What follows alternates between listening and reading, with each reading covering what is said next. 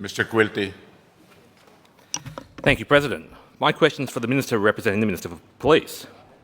Over the last few weeks, I've asked questions about Victoria's police firearms database. The government tells me that the reason LRD have lost track of over 100,000 firearms is because records were incomplete in 1996, when the new database system was implemented. This means that LRD's senior officers haven't properly maintained their firearms database since 1996, and they have no idea how accurate it is. Surely this has been a failure of leadership. Previous firearms amnesties have not issued receipts for surrendered firearms, and dealers are now being pursued over not being able to produce firearms that were surrendered to police years ago. But Victoria Police is also a firearms dealer. They buy and sell firearms too. Why does a dealer get chased over a handful of firearms discrepancies when police can lose track of over 100,000 without consequences? Minister, does Victoria Police hold a firearms dealer's licence, and do the same rules apply to them as apply to other firearms dealers? Mr. Lean.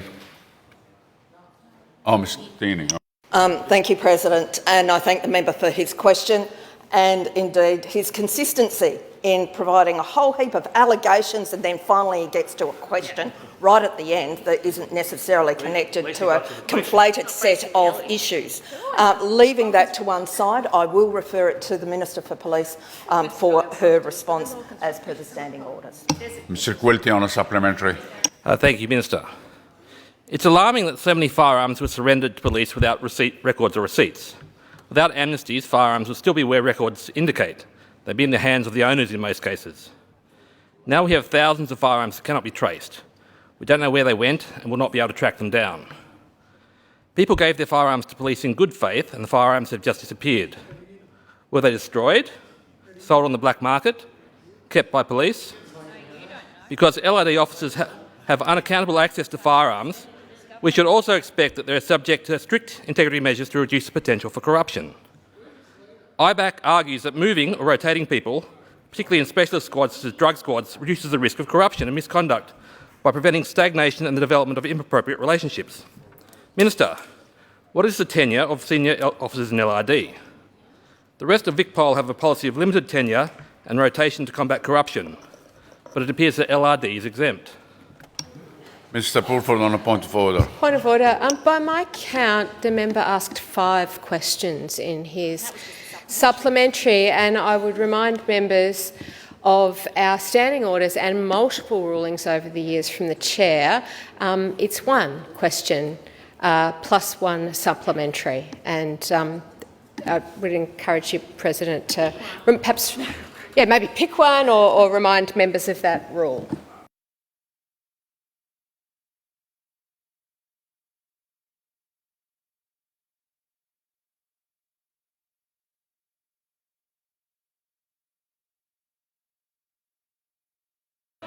Thank you, members. Thank you. Mr. Quilty, you know the standing orders. I will ask you to rephrase your supplementary, please. It was 1 question. Thank you, President. The actual question was quite clear. The rest was just build up to it. Use of a question as a rhetorical device in building the case. The actual question was, Minister, what is the tenure of senior officers in LRD? Thank you. Thank you. Thank you, Minister. Thank you, President, and I thank the member for his question and his explanation that his posturing, his allegations and assertions are now a rhetorical frame. Very interesting proposition, Mr. Quilty. Regardless of that, I will refer the supplementary to the Minister for Police.